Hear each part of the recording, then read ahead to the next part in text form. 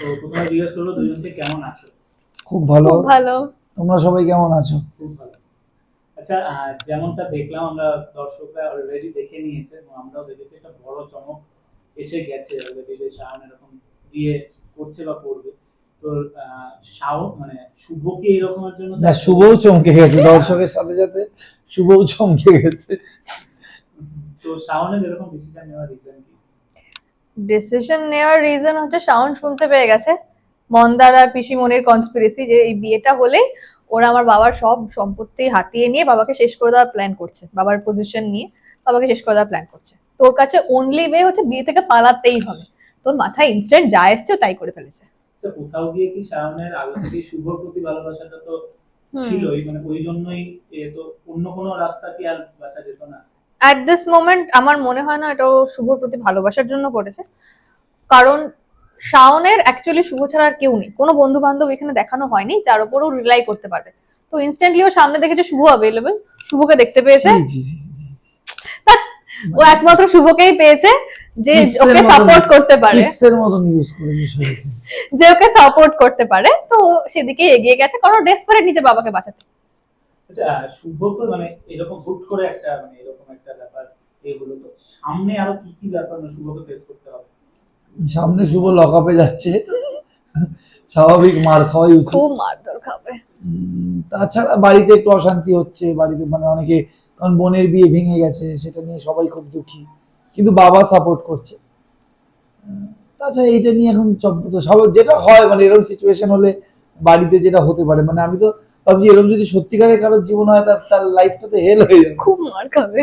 আচ্ছা, এই যে আমরা যখন অনেক সময় সিরিয়ালে দেখি এবং অনেক সময় নেগেটিভ বলে তো তখন লোকজন কাল বন্ধ করে এরপরে, এই যে রাহুলদা যেটা বললে যে বাস্তব জীবনেও এরকম যদি কিছু হয়, কিন্তু এই যে সিরিয়ালে যখন হয় তখন গালমন্দটাও হয়, সেটাও তো মনে হয় কোথাও গিয়ে তাদের মনের মধ্যে জায়গা বলেই তো মনে হয় তারা গালমন্দটা। হ্যাঁ, মানে এগুলো কোথাও না কোথাও তো ঘটেছে, মানে মানে একদম পৃথিবী ছাড়া কিছু নয় এগুলো। আমরা প্রথমে ভাবি এরকম হচ্ছে, কিন্তু তুমি ঘুরে দেখো, মানে হয়তো এই সিচুয়েশনটা না হলেও যা দেখানো হয় তার 90% কোথাও না কোথাও কারোর না কারোর সাথে ঘটেছে জীবন। এখানে কি হয়, যেহেতু আমরা এন্টারটেনমেন্ট দুনিয়া আছে, একটু বড় করে দেখাই, লার্জার দ্যান লাইফ করে দেখানোর চেষ্টা করি, যাতে একটু ওই থ্রিলটা থাকে, এক্সাইটমেন্টটা থাকে, পরের দিন দেখার জন্য আবার লোক যাতে ওয়েট করে। কিন্তু to be very honest, each and every day daily লাইফে আমরা সবাই এই মানে এত কিছু না হলেও এইগুলোর সাথে আছি, ফেস করি। আচ্ছা, শাওনের তো মনে হয় এই সিরিয়ালে প্রথম বিয়ে, তো প্রথমে এই লুকটা দেখে নিজেকে কেমন লেগেছে? আমার তো খুব দেখতে ভালো লেগেছে, ও খুব সুন্দর সাজিয়েছে, আমি খুব ইমপ্রেস হয়ে গেছিলাম। শুভ কি কিছু মানে দিয়েছে, কমপ্লিমেন্ট দিয়েছে? না, আমি আর বললাম না সে খুব সুন্দর কমপ্লিমেন্ট। লাগছে, কি যেন বলেছি, কি আর কিছু বলতে হবে না, তুমি অনেক বলে নিয়েছো। বিউটিফুল, যত ফুল আছে লাস্টে ব্লাডি ফুল। রাহুল বলেছে না শুভ বলেছে? এটা রাহুল, শুভ তো বলেছে খুব শুভ সুন্দর। কোনোদিন শুভ খুব ডিসেন্ট ছেলে, আমি একটু ওই এই আর কি একটা বেশি করি। শুভ আচ্ছা, তো মানে নতুন কি চমক আছে দর্শকদের? নতুন চমক বলতে ওই বাড়িতে অশান্তি, অনেক নতুন চমক, শুধু বাড়িতে অশান্তি না। ও আমি এখন তাহলে পরের লাইনেরটা পড়া হয়নি। না না, এখনই তো আমরা সিন করে এলাম না, ও থানায় গেলাম, এগুলো নিয়ে অনেক চপ্প অনেক চলছে। ঝামেলা আছে। আচ্ছা, এই অফ টাইমে যখন আমরা একটু আগে দেখলাম যে রাহুলদা ভীষণই মজা করে, তো জীবনের পেছনে কতটা লাগে রাহুলদা? শ্রীপর্ণার শ্রীপর্ণা? পেছনে, আমি সবার পেছনে লাগি, হ্যাঁ, ও তো সম্পূর্ণ। হ্যাঁ হ্যাঁ, সম্পূর্ণ। হ্যাঁ, তো কতটা পেছনে আর কি রাহুলদা লেখুলিং করে? একদম এটা মুখ থেকে খুব ফর্মাল একটা মেয়েতে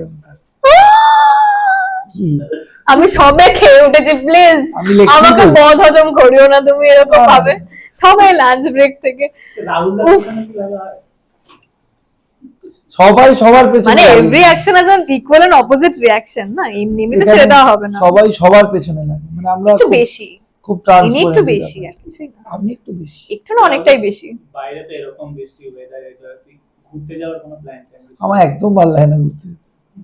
ঘুরতেই ভালো লাগে না? না বৃষ্টির মধ্যে ঘুরতে যেতেই ভালো লাগে, আর বর্ষাকাল তো আমি সহ্য করতে পারি না, আমার জুতো নোংরা হয়ে যায়, গাড়ি নোংরা হয়ে যায়।